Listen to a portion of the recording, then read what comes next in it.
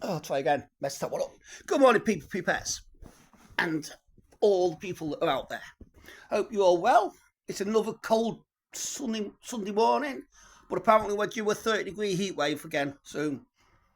I wish we could just have a few months of decent weather rather than this on and off bit, because you don't know what to put on, and there's no other people coming down with more bugs and flus. Anyway, it's just your madman. There's an advert that I see on I only see it on YouTube, and it's to do with not sure if it's like ibuprofen, Nurofen, codeine, or whatever, and it's called Closing the Gender Pain Gap. And basically, it's a bunch of women bitching that they're not listened to by their doctors or by the surgeons when they go in with certain conditions, certain symptoms of conditions or whatever, right? And I've actually just watched it properly. It's been on loads, but I've actually just watched it properly for the first time, and it's pissed me off. You see, I have borderline personality disorder. I have had mental illness nearly all my life through a PTSD from when I was 6 years old, but not to go into detail. But from that, developed different ways of me expressing my anger condition, my mindset, my emotions, whatever. But for years, when I lived up in Cumbria, they refused, because I do that old thing that you do, you research in Google. And I had a lot of people on social media at the time, might even have been as far back as MySpace or something stupid, or the early formats of Facebook, I don't know. But I had a lot of people that said, oh, it sounds like you've got borderline personality. It's now been changed to EUPD, which is emotionally unstable personality disorder.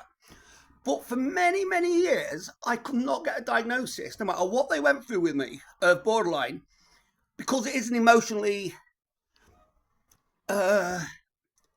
What word do I want? It's an emotionally based trigger, PTSD triggered, emotionally based triggered mental illness. And they put it down to a lot. At one point, I was told you can't have borderline personality disorder because you're not female. Oh, and it's also to do with colour and all, because at one point I wasn't black, or that, that BAME, whatever. Blame anyone, make enemies, whatever. But they, after so many years, I think it must have took over. Although I've suffered all my life, it was only I only started to suffer really badly with extra conditions in the early 2000s. But it must have took about 15, 16 years for me to get actually diagnosed with BPD and also bipolar. But women was getting diagnosed with it long before, because it was an emotional based outburst. That's how it manifested itself as a mental illness, emotionally based, and your emotions are basically based at the point on which you have a PTSD, which means your emotional growth is stunted. You get older, you grow up, but your emotional growth is stunted at that PTSD point, which is why when I kick off or lose my head, I act like a petulant 6-year-old boy.